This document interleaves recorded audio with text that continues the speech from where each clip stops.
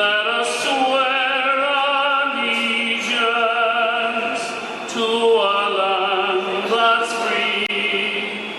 Let us all be grateful for a land so fair as we raise our voices in a solemn prayer. God bless America, land that I love. Stand beside her and guide her through the night with a light from above, from the mountains to the prairies, to the oceans, white with foam. God bless America, my home, sweet home. God bless America. My home, sweet home. Well, this is Rudy Giuliani, and welcome to the Rudy Giuliani Show with a little introduction by that enormously great, wonderful man, Ronan Tynan, singing things he introduced to us, or didn't introduce us to, but reminded us of. So Ronan Tynan, I got to know shortly before 9/11. And Ronan Tynan, although not an American citizen, he's a citizen of Ireland who tragically lost his legs and made a career as one of the greatest Irish tenors ever. He was part of the Irish three tenors. He is also, and I can give you an expert opinion on this, and this is not an amateur opinion, has an excellent tenor voice, operatic tenor voice. If you listen to him sing Italian opera, particularly ranging into the dramatic territory, it's as good a voice as anyone and better than most. And most importantly, on September 11, the man gave up his life to travel around New York and environs, and also into Pennsylvania and Washington, to sing at any funeral he was invited to. And he helped to introduce us to the tradition of the seventh inning singing of God Bless America. It's now done by Kate Smith. It was originally done by Ronan Tynan for George Steinbrenner. And of course, he introduced the beginning of it, which many of us didn't know. Many of us always began, as Kate Smith did in her famous rendition of it, God Bless America, Land That I Love, stand beside her and guide her. It actually begins with a spoken dialogue, almost like an opera aria that has a introduction. And it begins this way with a beautiful poem and also with an explanation of what this song is, which you may miss when you just begin with God Bless America. Here's the way it begins. When the storm clouds gather far across the sea, let us swear allegiance to a land that's free. Let us all be grateful for a land so fair as we raise our voices in a solemn prayer. And then you begin, God bless America, land that I love. Note the last word of the poem, prayer. I don't know if they would emphasize that today, huh? Gives you an idea of one of the millions and millions of things in our history and our lore and our laws and our Constitution and our culture, where the bedrock of all of this is God, prayer, understanding of our place in the universe, that we have a role to play, that we don't dominate it, and that when we find that role to play and we play it most cooperatively, we become happy men and women, sometimes even great ones. Ronan, we're going to work very, very hard to bring Ronan on because his separation, although mended somewhat, was unfortunate, a misunderstanding. Not with me. Never took a separation with me. And I will tell you, just to disclose everything, he sang at my wedding, and he is the most generous, nice, sweet man you will ever meet. Too many times with him when neither one of us could stand watching the three little babies who were never going to have a father because the Islamic extremist terrorists came here and slaughtered us. Too much. So this is St. Patrick's Day, and there's a great Irishman, and there's a great Irishman who loves America.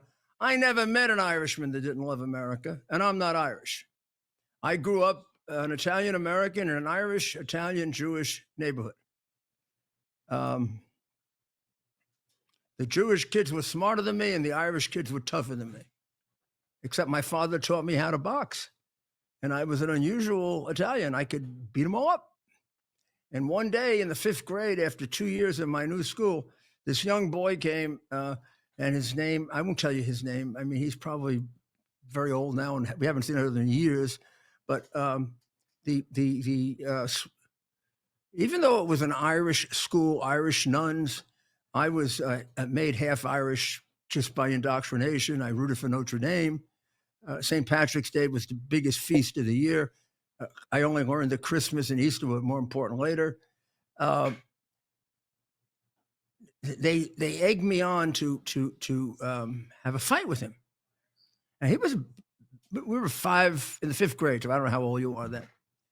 And I had been boxing for about 2 or 3 years. And his father was a steam fitter, if I recall correctly. A big, strong man, made him very strong. So we started a fight. And it lasted for the entire luncheon hour. And nobody won the fight. He had a bloody nose, I had a black eye. And we went back and had and then I don't think he wanted to fight me anymore, or I wanted to fight him. We had figured out that this was self-defeating. We were just going to hurt each other, and maybe in the long run somebody would win, but it wouldn't be much of a win. We were both used to winning like real fast, but we were egged on to fight again. And at some point we had each other on the ground, and I don't know who went first, but we both said, "This is ridiculous." And I think he said, "We're doing it for them." I said, "You are." We got up, we shook hands, and we said, there were about 7 or 8 kids egging us on, boys. And we said, the 2 of us will take all 5 of you on, and they ran away. And then we became friends for the rest of grammar school. I spent most of my time at his house. He spent most of my time at other house. And our third friend was a Jewish friend who was the son of a dentist who used to take care of our teeth. And he had the nicest house, but we didn't like to play at his house because we could hear the drill. So I am a third Italian, a third Jewish, and a third Irish. And it depends on the day. So today I'm all Irish. Notice the green tie. For my next show, I'm going to wear a slightly different outfit, also green, of course. As you know, on Jewish holidays, I light menorahs, and on Christian ones, I put out baby Jesus. And this is the America I was brought up in. We were all brought up in different kinds of America, but all of which had similar end results, very different combinations of people. Maybe it was Polish and Jewish, or Polish and Irish, or Italian and Polish, or just a bunch of farmers of 5 or 6 different groups, not even knowing maybe their background. It went so far back. But the thing that brought us together for sure was, oh gosh, we might disagree on everything. We all loved America. I mean, you wouldn't even, the idea of not standing for the national anthem, the idea of not having your hand on your heart for the Pledge of Allegiance. I mean, for Catholics, it was a sin. And for Christians, it was a sin. For For Jewish people, it was disregarding the country they believed did the most to save them, and the country that many of them had come to long before the Holocaust. I mean, if you think about it, the earliest of that group were probably the Jewish. We had Jewish citizens during the Revolution, including people who participated in the Constitution, and the Italians were probably the latest. But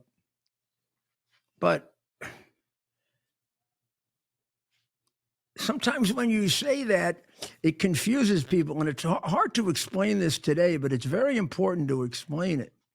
It sounds like that Italian, Jewish, Irish thing meant a lot.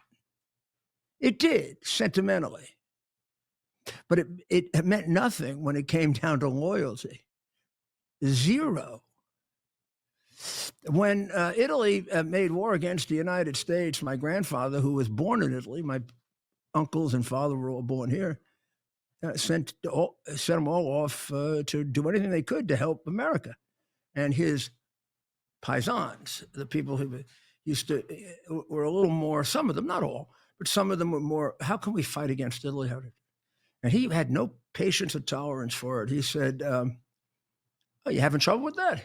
Or he would say in his Italian accent, you having trouble with that? And they would say, yeah. He'd say, okay, I'm making a nice money now. Tickets are not so cheap, but I bet I get you nice cheap. You want to go back to Italy? You go back anytime.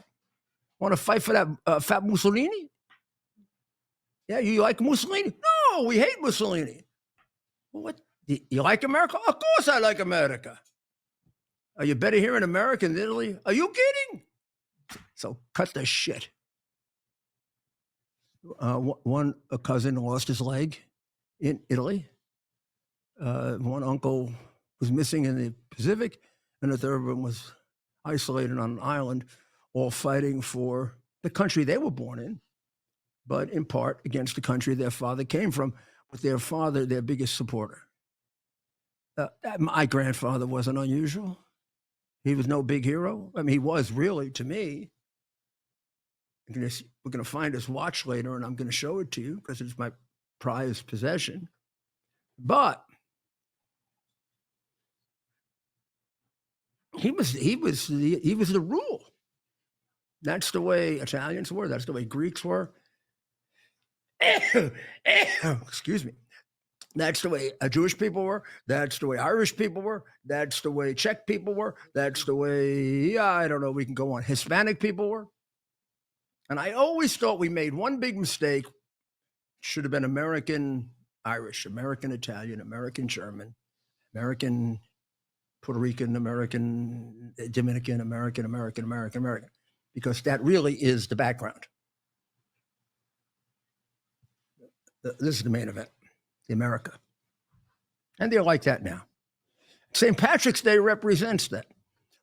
St. Patrick's Day is one of the most patriotic days for America, yet it is celebrating the heritage of a people that had more than most, with no one really contributing more to forming the core, the fiber of America.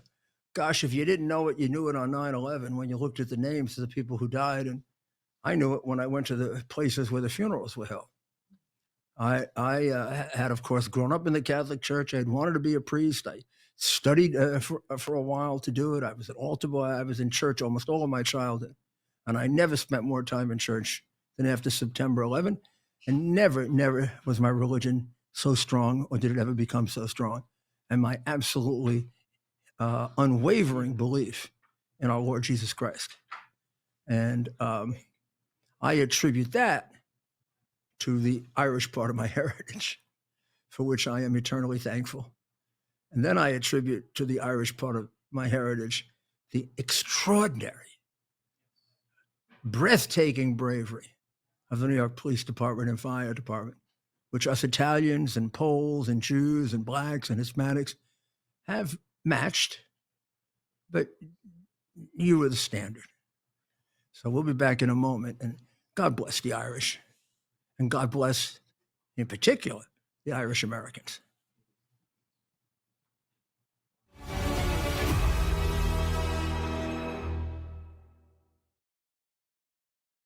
I hear every day about the products you all wish My Pillow carried. Well, guess what? We probably do. Slippers, bathrobes, pet beds, blankets, mattresses, sleepwear, loungewear, duvets, comforters, pot holders, aprons, oven mitts, and so much more. And they're all on sale. For example, get our best-selling standard My Pillows for only $14.98. Body pillows $29.98. 6-piece bath towels or kitchen towel sets just $29.98. Multi-use My Pillow 2.0s with pillowcase $9.98. Save $40 on our Spring Percale and Giza Dream bedsheet sets. Any size, any color, and so much more. So go to MyPillow.com or call the number on your screen. Use your promo code to save up to 80% on all My Pillow products. And I've never done this before. When you spend $100 or more, you're going to get 2 standard My Pillows absolutely free. Tired of volatile stocks and tiny dividend yields? Here's something different. Imagine collecting steady monthly income from America's richest oil fields without owning a single oil stock. While everyone else stresses about the market, you could be earning passive royalty income month after month. This unique investment has nothing to do with drilling, exploration, or operations. You simply collect your share of the profits when oil companies pump oil.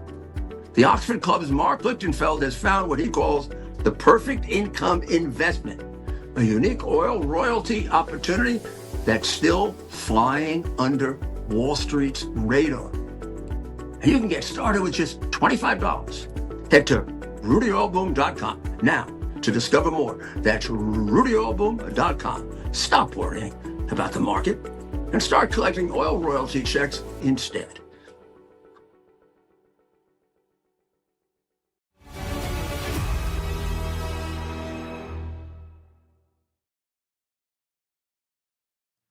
Well, welcome back to the Rudy Giuliani Show. And on this wonderful St. Patrick's Day, Lindell TV, St. Patrick was a warrior, a true warrior for God and for Christianity. So I think he would be very comfortable in this era in which we're fighting the snakes of China and the communist world. Of course, he would be very much motivated by the Blessed Mother who came to Fatima to tell us about the dangers of communism that some of us seem to have forgotten, even in some of the very high places in the Catholic Church. I won't mention how high. So let's go to our wonderful Cara Castronova, who was at the White House today, and the president was on the move again today, Cara. He was, and there was also a briefing here at Caroline Levitt, which was very interesting, but the president was at the Kennedy Center. As you know, he's taken that over because he doesn't agree with the woke agenda and what they're doing with the arts. So he's put a new board there, and he made a speech, and he's promised to really fix it up and You should put me in make charge of opera. that would be great. I didn't know you sang opera. I would be willing to take a competitive exam against anybody he has in mind and win. I would love to hear you sing one day, Mr. Mayor. I got my way through law school, winning opera contests with a wise guy Italian who had a jukebox of operas. And he'd put them on, and he'd say, "What aria is that?" I said, "Are you kidding me?" He said, "You can't get to that." I said, "Okay, I'll bet you the dinner." He said, "Okay, I'll play twice for the dinner." And I said, Wow. "That's Cagelina Manina from La Boheme. Put on something hard." I had no Then idea. we finally got to. I had to get the opera and the singer and the conductor. What he didn't realize is he only had 48 opera songs there. I could memorize them all. So So yeah, maybe there is a place you should come to DC and check out the Kennedy Center now that Trump has Kennedy Center, decided I've to seen take some good- interest I in saw it. a good Otello there, but it usually is second to it's second level to the Met. No reason it should be. There are ways you could do smaller operas there, and they would actually play better there than in the big Met. But okay, tell me what happened today. Well, there was a really great briefing with Caroline Levitt again, talking about the auto pen. It's something that's really taking, Trump is talking a lot about it. You started this. You started a good one here, Kara. I know. I mean, I do think that I had some effect because I did ask that question last week, and ever since then, Trump has really been outspoken about it, and went so far last night as to say, and he put an X post up over the weekend and on Truth Social that the J6, pardons are null and void, and that they're not legal, and that Biden had no idea what he was doing when he was signing them, and that these people committed crimes, basically insinuating they could be prosecuted. So I think this is something that we really all wanted to hear. There was a reporter in here today from CNN who questioned the press secretary before I got a chance to about these pardons, but obviously in a negative way, saying, does Trump have any proof of what he's saying on Truth Social? And Caroline Levitt had a great answer, which was, you're a journalist. Why don't you find out? Which is the truth. It's our job as journalists, obviously, to question the government and the Biden administration. Certainly, I think that a lot of the journalists in the room really realize, and now it's undisputed, that he was not in a good mental state, and his mind was declining rapidly, especially in the end. And they all know he didn't sign those pardons. And I think it's our job as journalists, obviously, to look into that. So I plan on filing some Freedom of Well, Information Kara, acts. you and I should just sit down for about an hour, and there's plenty of proof. You ever think of it? Okay, I Right. would love to. So how about his not knowing about the dead congresswoman, that she was dead, and thinking she was in the audience 3 weeks after he wrote a condolence notice? I mean, he's looking for her in the audience. How about thinking he talked to his father and his brother 5 years after they were dead, announcing it 3 times after he was told that wasn't true? How about his walking in the wrong direction 3 times, and the time Right. that Georgia Maloney had to bring him back? That wasn't in a he that guy was going to go off, probably. They're going to put him on a parachute or something. I mean, Right. how about falling down? How about having to have baby steps to come off the? So why was your thing was so important? Because if I tell someone to sign my signature and I give him authority to do it, and I am of sound mind, that's probably all right. That's a questionable one. You probably get past that. But suppose I don't know who the hell I am and I tell you to do it. And at any given moment, I may not know who I am. Then the fact that it isn't my physical signature becomes dramatic. And Right. and the appointment becomes null and void. So if at Of the same course. time he doesn't know somebody's dead, he's using a machine, can't even sign his name. That's pretty good proof that he doesn't know what the hell he's doing. Right. And I think this has such a legal effect on so many people. Obviously, he pardoned his family, and we all know, they more than likely committed crimes. The January 6th Unselect Committee, Dr. Fauci. So are all these pardons now non-existent, is the question. And I think a really even bigger question, and the New York Post put out an article, which is a big blockbuster article, in my opinion. They did some really good research, and they spoke to some sources. They were actual staffers that were working here at Biden's White House, two of them, who are now coming out and saying that actually it was an individual that was not Biden that was signing these auto signatures, and that everybody knew not to ask any questions, and that they were terrified of this individual, this Well, staffer. Everybody knew this person was the one in charge, and that nobody said anything about it. So my question is, who was that staffer? And we want to find that out. well, I know when I have to do like a wire transfer, I have to twice validate my signature. I mean, I first authorized a wire transfer, and I'll scan a signature, and then I have to authorize it again to make sure it's mine. Now, I wonder how many times he never authorized it. It just went on, just went on there. But the main thing is, the real question is, did he have the mental capacity to authorize? Did he know what he was authorizing? And everything would indicate, when you see his behavior surrounding it, that he didn't. Right. So the use of the pen becomes different than if the use of the pen were done by a mentally competent president. If it were done by a Bush or a Clinton or even an Obama or a Trump, who are mentally competent. But by a guy Right. who can't remember that his old man is dead by 5 years, or can't remember that a congressman just died, and he wrote her a letter of condolences, and he's looking for their congressman. Oh, she's dead. I mean, we have so many of those. It's ridiculous. Can't go in the right direction. gets knocked out of the presidency because he's not capable of assisting in his own defense, which means he can't remember things.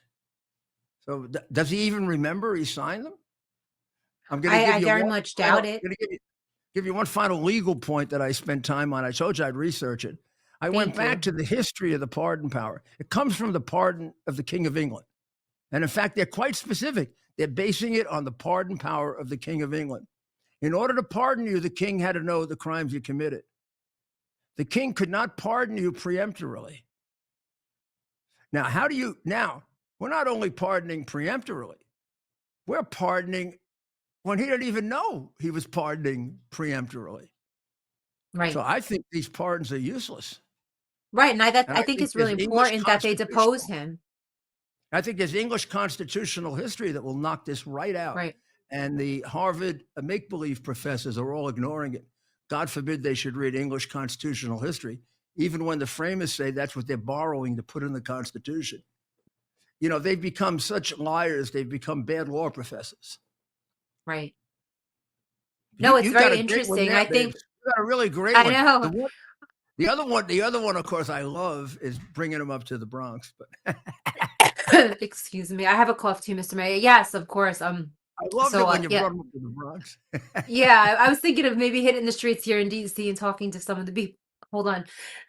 I have the cough. I'm sorry, Mr. Mayor. I heard you Yeah, me sneezing too. earlier. I Me think too. it's We going haven't even around seen here. each other when I have a cough. It's It going must be around DC. transmitting through Lindell TV. I don't think it happens Possibly. on America's Mayor Live. We'll have to do it on there. So So how are other you interesting enjoying it? things. I'm loving it. It's a lot of fun. I mean, this White House has been really receptive to new media. And I think that's really, it's really great. Today there was a new media seat. They had, we hope to be in that new media seat soon, where they just basically highlight different organizations that aren't mainstream media, because this is the wave of the future. You know, people don't trust the legacy media anymore. They consume news elsewhere, like on X and alternate media sites like Lindell TV. They watch you. They're not watching, honestly, CNN or MSNBC anymore. The trust isn't there. I was at an event in Naples, Florida this weekend for Republicans. They all watch us. They know who you are. They know who Mike is. They know some of the other people on the station, not just us, the ones like us. Right. And they say, "Oh no, we don't trust it." I mean, people just tell you, we never watch that anymore. Not even Yeah, Fox. no, it's true. They say Fox went a little too far to the other side. So I know they're coming back now because they're sucking up, but we trust you guys better. And then the independent ones like Steve Bannon and Bongino before he left to go help us put the criminals in jail. Yeah. Well, this is terrific. I'm glad.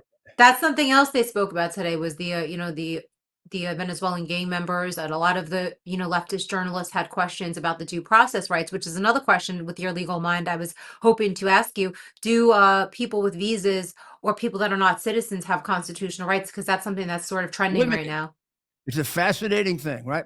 If they are here legally but not citizens, they have what are called basic due process, but not the full due process rights you have. Right. So we have more leeway to make if they make serious mistakes or endanger us. We have considerably more leeway to exercise discretion to protect ourselves. And doesn't that make sense, right? If you're a citizen and you do something that's ambiguous, you're sort of going to get the benefit of the doubt. But if you're here under privilege, it's a privilege for you to be here, and you do something wrong, we should have more of a discretion to throw you out. Now, these trans-Dragua guys at MS, this is a joke. I mean, they're throwing out innocent people. Give me a break. First of all, in this particular invasion from Venezuela, there wasn't enough room for innocent people. Maduro was getting rid of every street criminal, every guy in a penitentiary, every guy in an institution. And I got really offended today. Lucky it was St. Patrick's Day, so I feel happy. But I got really, really offended today. There was more attention for this than the killing of Lake and Riley. Right. People were more concerned. Yes. Yeah, they're more concerned. They were more concerned. Animals. Oh, they didn't have clothes on. Hey, it's 98 degrees in El Salvador. Have you ever been in El Salvador? They didn't I have it. They haven't, but weren't I'm being hit. imagining you're Weren't right. being hit. They were just being organized. They do more damage to themselves than any. I used to take care of the Mariolitos years ago. You didn't have to brutalize them. They brutalized themselves. They would kill each other. If if an aggressive homosexual met a submissive homosexual, it was death within 3 minutes, and we had to keep them in separate places because that's what Wow. happened in Cuban prisons. Castro used to kill homosexuals. That's who Hollywood supported. So these are really bad people. God forbid, should there be a mistake? I guess. But you got to think about the rights of the majority. We can't keep these people here because there might be 1 out of 1,000 mistakes and there are 50 rapes. Right. Thank God that we have common sense applied to this. And the judges who are 100%. getting in the way have no right to get in the way. No right. Well, It's I not really in there. wanted to go there. I don't know, Mr. Mayor, if one of the things I really hope that President Trump and Elon Musk are aware, because I know they're aware of these judges that are really trying to block a lot of the executive orders and the things that Doge are doing. But these are obviously the very same judges like Beryl Howell, like Boasberg, and all of these others that really weaponized the government for the past 4 years. They're the same judges. They're just now basically politically persecuting in a different way by blocking orders. So I hope that they're aware of that, and that these judges are really rogue characters and that they do impeach them. Somebody actually asked the press secretary today about impeaching judges, or alluded to it, but in a negative way, saying, why is Elon Musk going out there saying impeach judges, which he has been. And I agree 100% they should be impeached because they're the most unchecked branch of the government. And she said she didn't really hear anything about that. So this is something that I really want to bring to the forefront, really start reporting more on it, because these judges are just laying and waiting, for the next, obviously bad president to come, and, really just continue to destroy democracy. So some of these judges, I do believe it's high time that there's a check and a balance, and Elon Musk has been calling for that. So I think it's something that we should be pushing as journalists, because we believe in checking, balancing the government. It's our job to question, and that includes the judiciary branch, which is literally the most unchecked branch, as you know. Yeah, I believe, without drawing a line right now, and I have to study to draw the line, that there are judges that should be impeached, judges that should be admonished, and judges where we should just write it off to a difference of opinion. You got 3 different levels of Right. wrongdoing. And I think, in a way, you and I have talked about this a lot. And you've expressed that there were judges that were horrendous. And then there were judges that were bad, and there were judges that were not so good, but they weren't awful. And I don't want you to mention, you even mentioned to me a Republican judge who went easy at first, and then they frightened Right. him.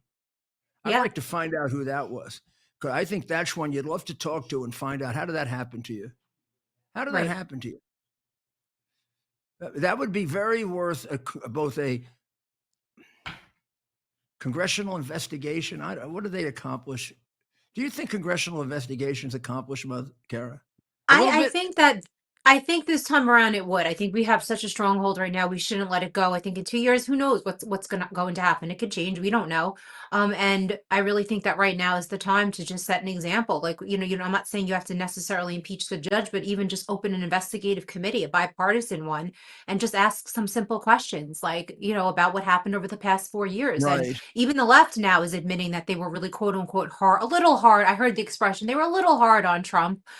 So this stuff needs to be investigated. I think we have a 2-year window. I think after this 2 years passes, it's never going to happen again. We're never going to have that window. And I'm really, I'm sort of afraid that we're never going to get to the I could, bottom I of it, could, because I could in 4 to 6 months do with a grand jury what it takes them 4 years to do, and they never really do.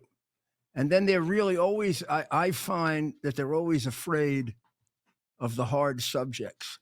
For example, the Comer committee never touched the devastating email that Hunter Biden clearly states in writing, ultimately, that for 30 years he gave half of his income to his father.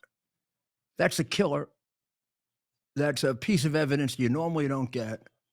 If you understand the RICO statute and the enterprise, you rarely get a definition of the enterprise. We just got one.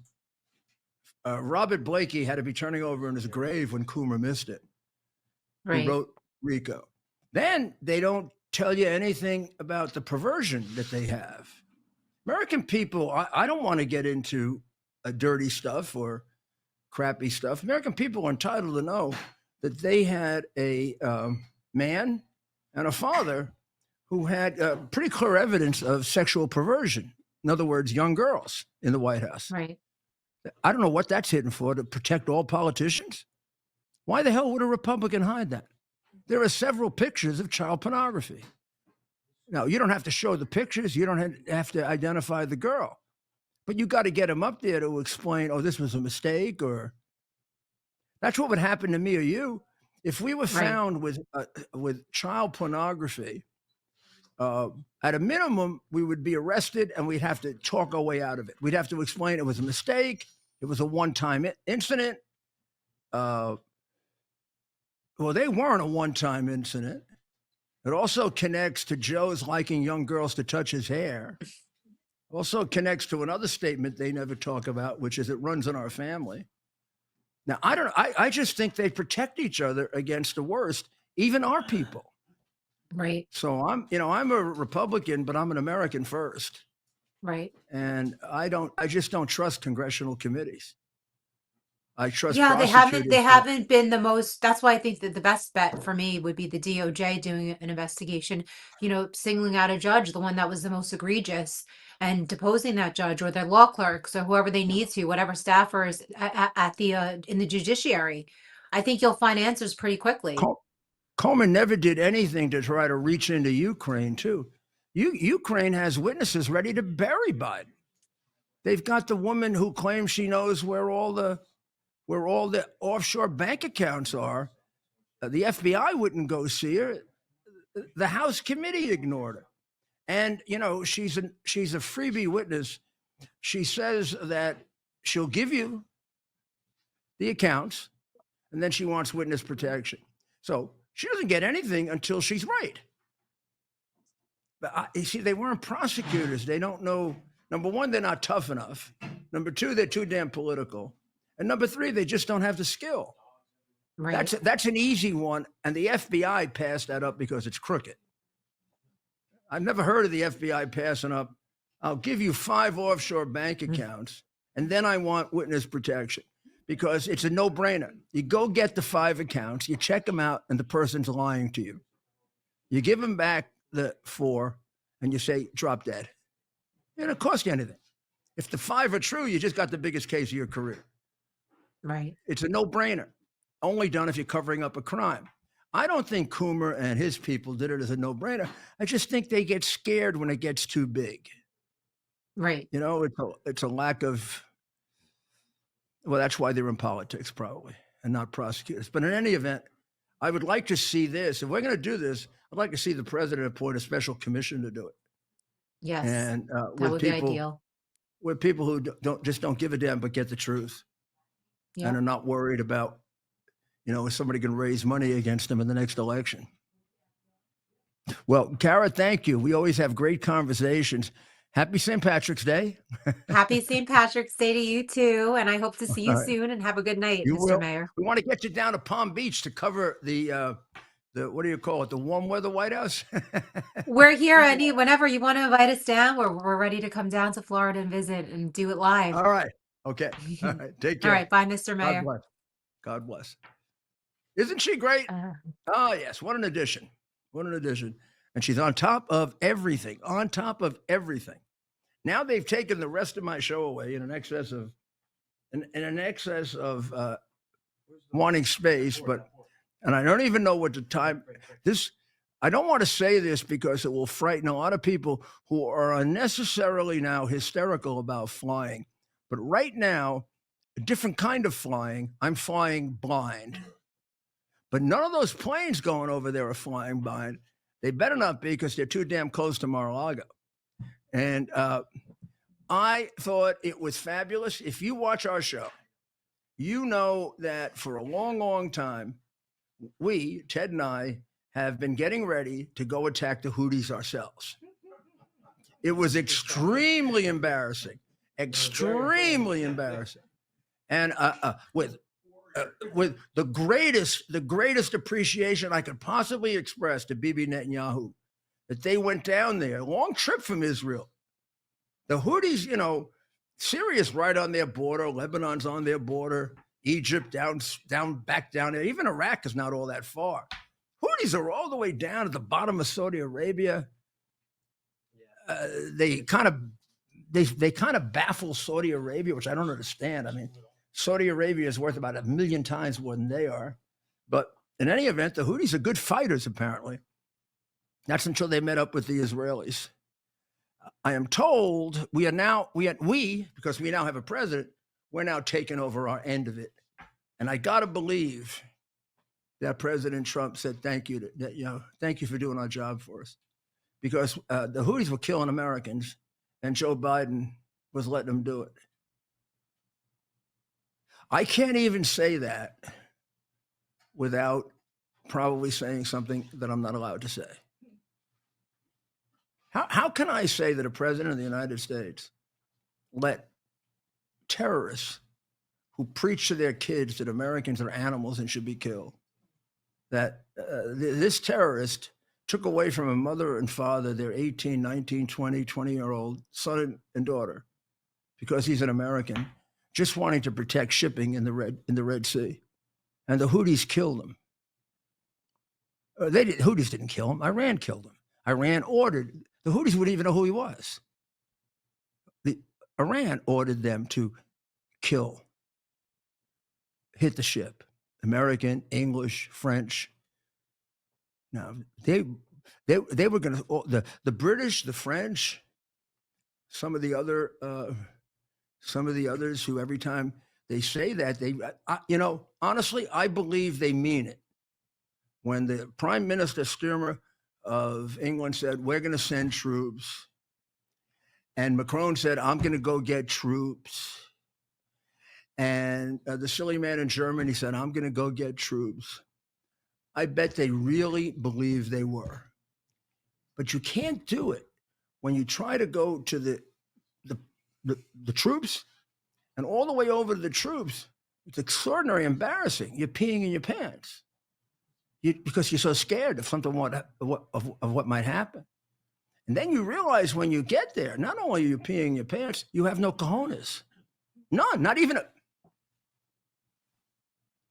little ones. Not even this big. So then in England, it was really funny. The English, who are all against us and all for them, but I guess they had just had it. Sturmer said, we're going to send British troops to help the Ukrainians. And the British press said, what British troops? We don't have any troops. We don't have any troops. The last troop we had got killed in the Second World War. The French were going to send troops, but the French general who was going to lead it surrendered. He surrendered. He just doesn't know where to send the surrender papers. So Macron had to give that one up. This is pathetic. It's pathetic what's going on in Western Europe. There's only one great thing about it. We're going to roll right past them. You watch Vance with that speech in Munich, still the best speech I can remember given by an American vice president since Richard Nixon told Khrushchev off. And you probably weren't even born when that happened. I hardly was born. But I have one of these unreal memories. Not only that, I can tell you where it happened. It happened in the New York Coliseum, which I eventually sold for $475 million and gave the project to someone other than Donald Trump. He bid for it and lost. Has never talked to me about it, even though I prod him. Never talked. I know he's angry, but he never prodded me. He never talked about it because he was actually a very honest guy who played by the rules. He won a lot of bids, plenty of bids, great bids. So we're hitting Houthis now. And I couldn't get a real good fix on just how hard, except the statement that I got was, you can be very happy, which means we probably came pretty close. You could, well, I mean, of course I'm happy. Look at that. I mean, Yemen is not all that big. That looks like all Yemen that just went. there goes Yemen. No more Yemen. And I feel sorry for the. Well, I don't know. I shouldn't say that because they like to kill Christians too. Come to think of it, no, I don't feel sorry for them. But in any event, they were doing that for Iran. Now, here's the best part of it. Please note the little things, which is why our country is back big time. And we're not hanging back very much. Trump made it very clear something Biden never said, and something Ted and I said every time the Houthis did an attack.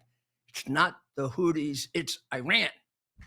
Don't hit the middleman, hit the guy. I used to play my scene from The Godfather, right? Right. About who was it really? And The Godfather finally tells his appropriately on St. Patrick's Day, his Irish counsel. He says to him, Tom, it was always Barzini. It was always Barzini. The Tartaglias were too dumb. The Tartaglias are a bunch of pimps. They were too tough to outfight Santino. It was always Barzini. It's been always Iran. And Trump today twice said, in language Iran, you better pay attention to, because this guy is not a Biden. He is not an Obama. And I happen to know he doesn't like you. He doesn't like you. Not personal. You just kill too many Americans. And those of us who love America don't like you when you kill Americans. We don't do what Biden does or Obama.